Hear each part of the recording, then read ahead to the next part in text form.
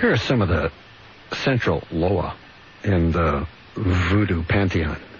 Legba, as I stated earlier, an old man who was the gatekeeper between the two worlds of earth and the world of the invisibles, the spirit world. He is the origin of life. The sun is one of his symbols. Wouldn't you know it? That's why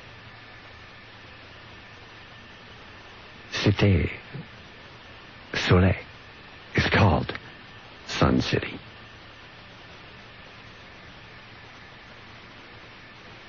The ghetto, the poor side of Port-au-Prince.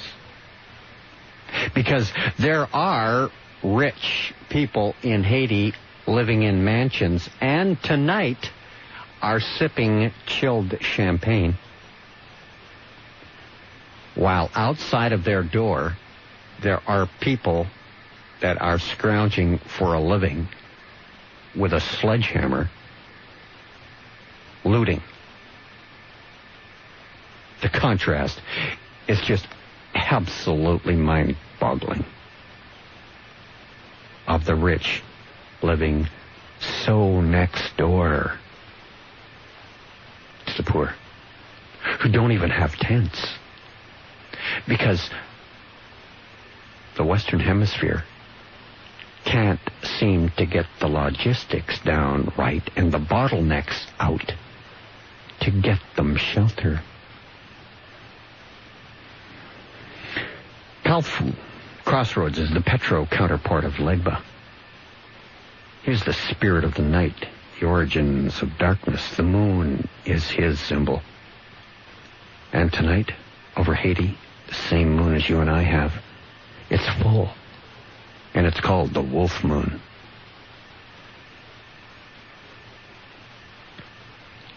He can be placated. Kalfu, the counterpart to Legba, the origin of darkness, with the moon as a symbol. But it's a dangerous Loa to please.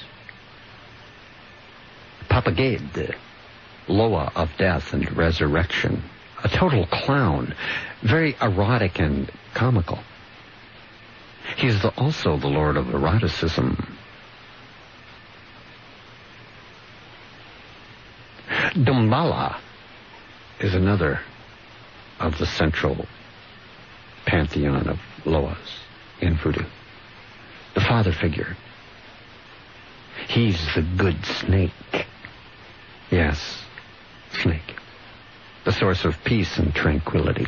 The egg is offered to him when he comes to mount a person. He is much loved and sought after. His wife, Ida Wedo, attends him. Do you see the egg coming into it with the snake? To the Illuminati, the snake is wisdom.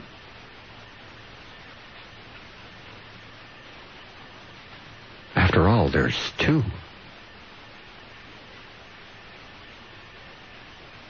On the symbol for the medical world, two of them,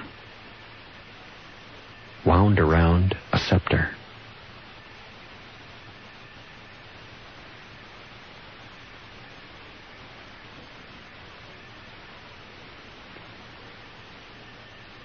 And then there's Agua, the sovereign of the seas, especially honored, as you might expect, by people who live near the sea.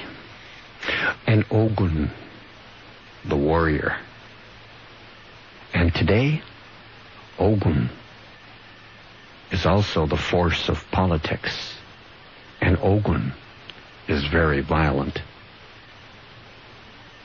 Then there's Erzuli, the Earth Mother, spirit of the goddess of love, the muse of beauty, strongly identified with the Virgin Mary. Her appearance when she mounts someone is one of cleansing, dressing, delicate foods daintily eaten. She can read the future in dreams. A much-loved Loa, or spirit, Ezuli. See, voodoo is very criticized by foreigners in Haiti, just as my emailer, the Catholic emailer. Sometimes it's simply because they profess a competing religion and don't want the people to stay with voodoo. At other times they charge that it's devil worship. But when speaking with Rada voodoo, the numerically primary form, it's less clear how to describe Petro. There are no devils in voodoo, but Petro cultivates the evil spirits. But many of the non-religious aspects of voodoo, which people often criticize, really seem to be more the result of voodoo's overwhelming fatalism. The view is that to an astonishing degree, the Loa determines people's lives. The Haitian serviteur, or practitioner of voodoo, has little use for anything like the Western idea of free will and personal responsibility. Rather, whatever has happened, it is the Loa who have caused it. The voodoo believer, you see, is absolved of any responsibility. Comedian Richard Pryor had it in his act. It was his biggest line. "The devil made me do it," he would say. That's voodoo.